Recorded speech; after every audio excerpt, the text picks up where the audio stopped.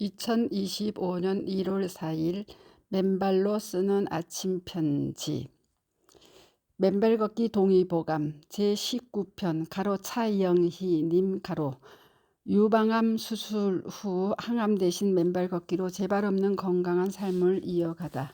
좋은 아침입니다.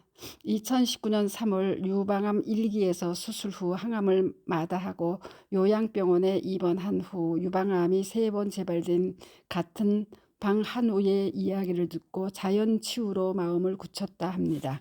그 후 2019년 10월 신문에 난 맨발 기사를 본 후 맨발을 시작하였고 2020년 5월부터는 오금공원에서 오전 몇 시간, 오후 몇 시간의 본격적인 맨발 걷기를 시작한 후 지금은 모든 혈액검사 수치가 정상을 보이고 특히 NK세포는 4천을 넘어갈 정도로 좋다는 증언을 해주셨습니다.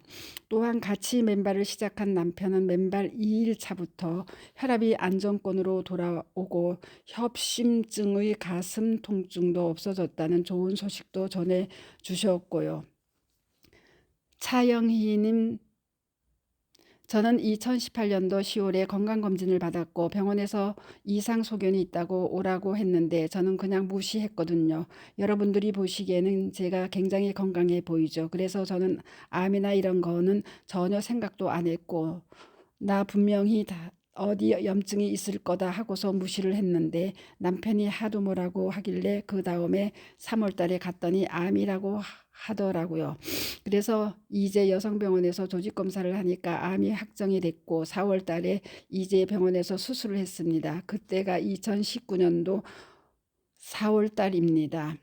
이제 3년 반 조금 더 지난 겁니다.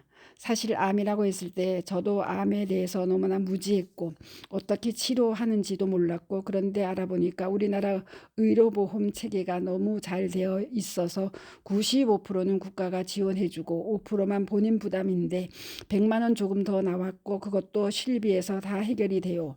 그러니까 이 병원에서는 무조건 다 암이면은 수술을 권하고 환자들은 암이라고 하면 무서운 병이라고 생각하고 본인이 아는 게 하나도 없으니까 병원에서 의사가 하라는 대로 그대로 따라 할 수밖에 없거든요. 그래서 저도 수술을 했고 수술 후에 몸 상태가 계속 면역력이 떨어져서 너무 힘들어서 이제 요양병원에 잠깐 있었을 때 어느 분이 3번째 유방암 수술을 했대요. 그래서 왜 그러냐 했더니 수술만 하고 병원에서 치료를 안 했다고 하더라고요.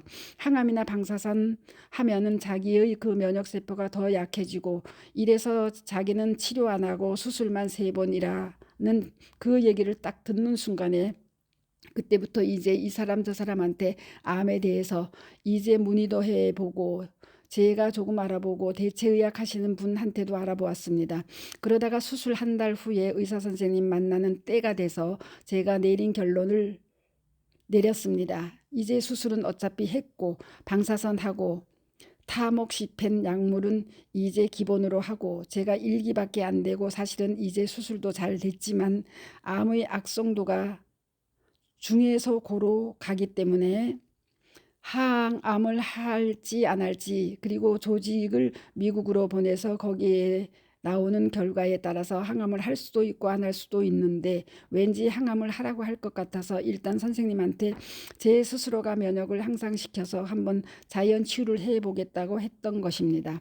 그랬더니 막 화를 내시면서 이제 뭐 저런 이런 말씀하시고 수술로는 60%밖에 제거가 안 되고 나머지 40%가 잔존암이 있기 때문에 그거를 뭐 방사선이나 약물이나 항암으로 하는 것이라고 하면서 여러 가지 협박을 주시는데 이제 저는 그냥 제가 스스로 한번 해보겠다고 하면서 다음에 몇 월 달에 올지 물었더니 오지 말라고 하더라고요. 내 말 안 듣는데 왜 오냐고 1층에 진료 기록 다 떼서 다른 병원에 가라고 해서 저는 그 병원에 못 가고 있거든요. 다른 병원에 가서 어쨌든 여러 가지 방법으로 하긴 했었는데 체력이 아무래도 굉장히 안 좋아지고 정말 계단 몇 개를 올라가도 힘이 차 가지고 요양병원에 몇 개월 있었지만 그런 상태였습니다. 그리고 몸이 힘드니까 영양제를 엄청나게 먹고 또 기운이 없으니까 기운을 내려고 음식도 뭐 야채부터 시작해서 엄청나게 먹었어요. 그랬더니 가스 냄새가 이거는 제가 살면서 한 번도 맡아보지 못한 너무나 독한 가스가 나오고 기운은 없었어요. 그때 이제 제가 한의원에 잠깐만 치료하는데 거기 누웠다가 아니 내가 영양제부터 무슨 털어먹는 하루에 비타민 3,000 미리그램 아침, 점심, 저녁 먹는 거며 쓰레기통에 수북이 쌓이도록 먹는데 왜 이렇게 기운이 없는지 모르겠다고 했더니 그분이 딱 하시는 말씀이 짐승들은 몸이 아프면 곡기를 다 끊는다고 하더라고요. 그런데 우리는 몸이 아프면 죽도 먹고 약도 먹고 다 하지만 짐승들은 음식을 끊고서 스스로가 치유한다는 얘기를 딱 듣고 그 다음에는 모든 약이고 뭐고 다 끊었거든요. 끊으면서 그래도 몸 상태가 안 좋을 때 이제 10월 달에 우리 박동창 회장님이 기사를 보고는 제가 바로 이제 책을 사서 읽었습니다. 딱 읽고 나서 제가 내린 결론이 아 이거면 되겠다 싶었습니다. 그때가 추석 연휴 시작할 때부터 시작해서 한 달간 맨발 걷기를 했습니다. 그리고 겨울이 오면서 항상 암 환자한테는 이제 제가 그 글을 올린 것처럼 이제 체온을 높여서 면역을 증강시켜야 된다. 뭐 체온 1도 올리면 면역이 높아지고 막 그런 거잖아요. 그래서 11월 들어서면서 안 하다가 다시 이제 몸이 안 좋은 상태가 돼 가지고 작년 5월부터 맨발 걷기를 했습니다. 그래서 하루에 1시간 반 내지 2시간 했었고 오후에도 또 했습니다. 그러면서 작년 10월 달에 건강검진을 받았는데 수술 이후에는 NK 활성도 즉 면역세포가 숫자가 많은 게 아니라 내 몸의 면역세포가 얼마만큼 활발하게 활동을 하는가 그리고 항산화 수치 활성산소 수치, 산화 스트레스 수치 이 네 가지로 항상 검사를 하는데 NK 활성도 수치는 500 이상이면 정상이거든요. 그런데 저는 2000이 나왔고 그리고 활성산소 수치가 아주 좋음이고 황산화가 좋음이고 그리고 산화 스트레스 수치가 아주 좋음이었습니다. 작년 9월에 건강검진을 했고 올해도 9월에 건강검진 예약을 해 놓았습니다. 그런데 8월 초에 코로나가 걸렸습니다. 전혀 걸릴 거 생각도 안 하고 걸리지 않을 거라고 자신했었는데 어쨌든 걸렸습니다. 걸릴 때는 그렇게 힘들지 않았는데 후유증이 굉장히 심한 거예요. 그래서 약국에 가서 병원에 가도 그냥 코로나 후유증이라고 하면서 종합감기약, 항생제 이런 걸 계속 지어주는데 열이 38도까지 올라갔습니다. 그리고 제가 목이 계속 아프니 남편이 이비인후과에 가보라고 해서 갔더니 기관지염이래요. 거기서 지어준 약 딱 한 번 먹으니까 열이 뚝 떨어지고 싹 났더라고요. 그게 사실 한 달간이었거든요. 그리고 이미 예약한 거라서 9월 초에 건강검진을 또 받았습니다. 그런데 NK세포가 코로나 한 달 동안 고생을 했는데도 4천이 나왔더라고요. 그리고 황산화 수치는 작년하고 똑같이 좋음. 그리고 활성산소는 작년에 아주 좋음이었는데 아마 항생제 먹고 그 염증하고 싸우느냐고 항상 이 활성산소가 많이 배출이 됐는지 그래도 좋음. 제가 한 거라고는 아무것도 없고 맨발 걷기만 한 것입니다. 아침에 항상 일어나면 이제 그냥 습관이 돼서 일어나자마자 맨발 걷기를 하러 가는데 저희 오금공원은 아침에 맨발 요가 팀이 있어요. 한 40분간 맨발로 요가하고 나머지 또 40분 내지 50분 맨발 걷기 합니다. 그리고 올해부터는 집에서 남한산성이 갖고 와서 남한산성에서 맨발로 일주일에 한두 세 번씩 걷고 있고요.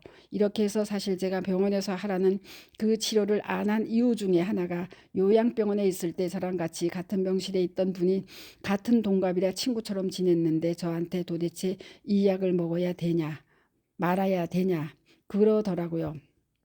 타목시펜인가 그 약을 보여주는데 설명서에 전체가 다 부작용인 거예요. 그 약을 먹으면 온몸에 부작용, 어디에 어떤 부작용, 어디에 어떤 부작용인 거예요. 그래서 내가 이렇게 부작용이 많은데 암 치료하자고 이런 부작용 또 다른 부작용인데 이걸 왜 먹느냐 했더니 이 친구가 병원에 가서 선생님 이거 꼭 먹어야 되냐요? 물었더니 먹기 싫으면 말라고 하더래요. 그래서 이 친구가 딱 끊었는데 어쨌든 그 친구는 1년에 한 번씩 유방암이 걸렸고 항암은 안 하고 방사선 약을 먹었어도 1년에 한 번씩 3번이나 걸렸던 친구였어요. 그리고 이제 제가 이렇게 맨발 걷기 하면서 좋아져서 남편한테 권했는데도 당뇨라서 상처나면 안 된다고 해서 안 했거든요. 그래서 제가 이제 협박을 해서 몇 달 만에 이 맨발을 했는데 저희 남편은 당뇨가 있고 협심증이 있고 좀 건강 상태가 안 좋은데 딱 이틀째 되는 날 회사에서 저한테 문자가 온 거예요.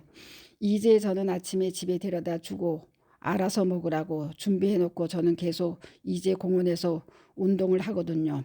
그런데 남편이 집에 와서 혈압을 재면 혈압이 그렇게 높지는 않았지만 맨발 걷기 한 지 이틀 만에 혈압이 딱 안정권이고요.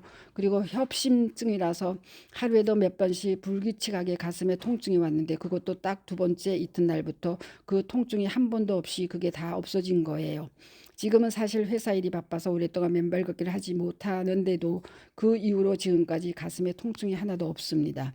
그래서 이제 아무튼 남편도 여러 가지를 체험을 많이 하고 그래서 정말 보험을 따로 들 게 아니라 맨발 걷기가 너무너무 정말 우리가 평생 살아가면서 가장 귀한 무료의 보험이라고 저는 정말 자부합니다. 여러분께서도 몸이 안 좋으신 분들은 사람마다 나타나는 결과는 다르니까 아직 결과가 없다고 실망하지 마시고 끝까지 꾸준히 하시면 반드시 맨발 걷기는 거짓이 없습니다. 더 좋은 결과 있는 여러분이 되셨으면 좋겠습니다. 감사합니다. 맨발 걷기 숲길 힐링 스쿨 네이버 카페의 아침 편지입니다. 감사합니다. 스토리 양입니다.